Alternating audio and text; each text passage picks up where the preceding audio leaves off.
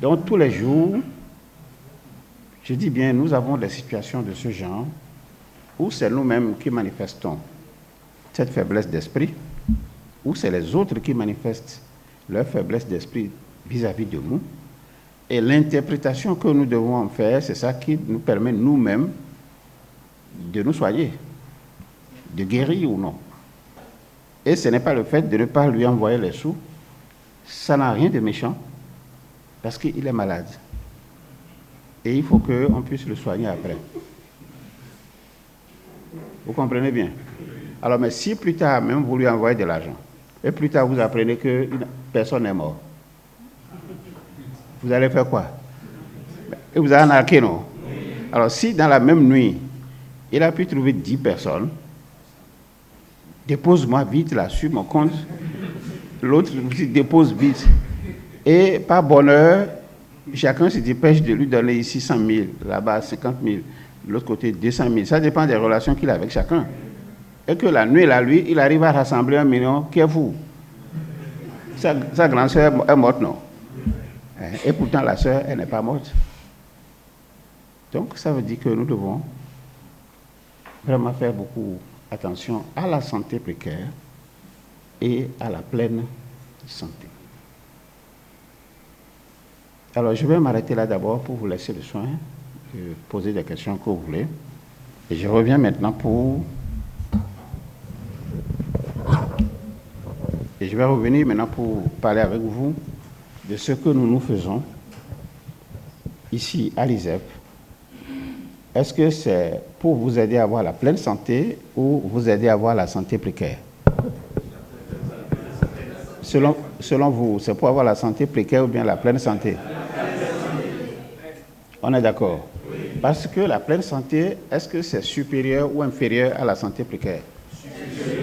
Oui, quand vous avez la pleine santé, vous n'aurez même pas la santé précaire.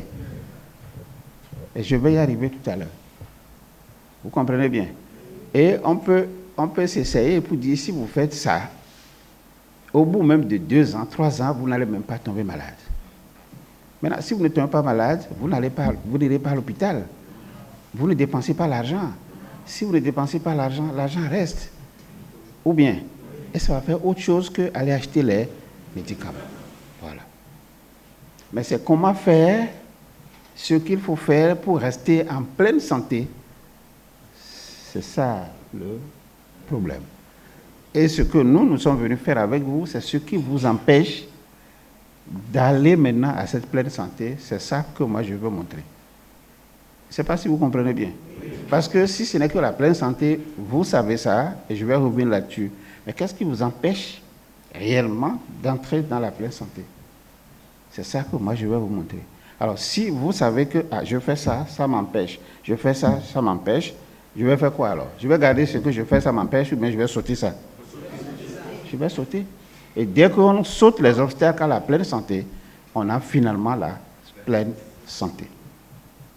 Et j'ai fait cet exercice avec vous pendant 6 mois. Peut-être certains n'ont pas compris.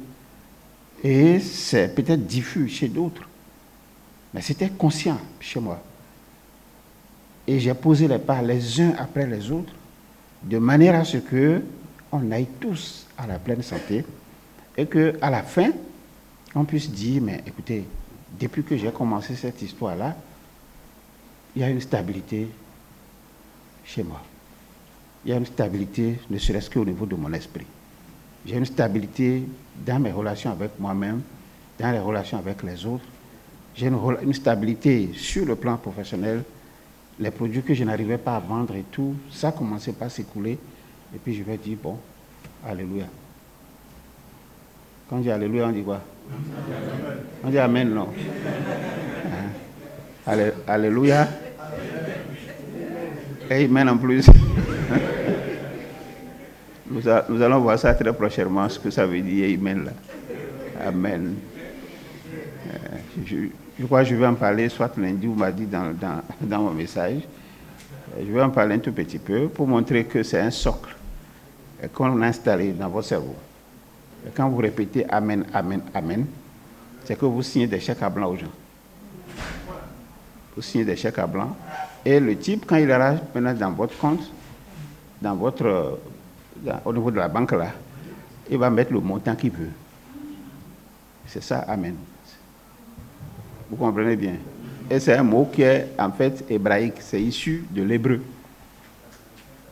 Donc nous, on nous a mis ça dans la bouche, et vous voyez avec quel plaisir on le dit, non? Oui. Amen. Amen. Amen. Et toutes les fois que vous le direz, toutes les fois, vous allez installer en fait cette maladie précaire en vous. C'est de ça qu'il s'agit. Donc je vais dire un certain nombre de choses aussi graves que ça, en entrant dans, soit dans Lévitique, dans Jean, c'est les évangiles, non? Oui, en allant peut-être vers les sourates, pour essayer de dire, bon, voilà comment les gars, ils ont réussi à vous réduire. À vous réduire. Et c'est dans l'état d'homme réduit que nous sommes. Et c'est dans cet état-là que vous êtes avant de venir à l'ICEP. Et ils sont nombreux comme ça là maintenant, dans la rue. Vous les connaissez, non? Oui. Bourama, tu m'excuses, hein? Je sais que c'est mon ami. Pour qu'il vienne là maintenant, je sais c'est la croix à la bannière. C'est ça, non? Et il sera un champion pour les autres. C'est tout ce que moi je souhaite. Que les autres musulmans, quand ils vont le voir, ils vont dire, mais comment toi tu fais là? Qu'ils leur disent là-bas là. Ouais, là-bas là. Il va dire, oui, c'est comme ça. Donc je vous laisse le soin de prendre la parole, parce que je ne veux pas être trop long aujourd'hui. J'ai misé beaucoup sur tout ce que vous connaissez, et c'est autour de ça maintenant qu'on va structurer petitement. Alors si vous arrivez à comprendre que les mécanismes, on peut les élaborer, et qu'on était déjà en train de les élaborer, et que vous avez manqué même de les élaborer, et que nous on les a élaborés, on vous a mis ça dans les bras. Vous comprenez bien? Ben c'est là que vous allez, vous allez dire, mais que l'ISEP pas beaucoup fait. Vous comprenez bien?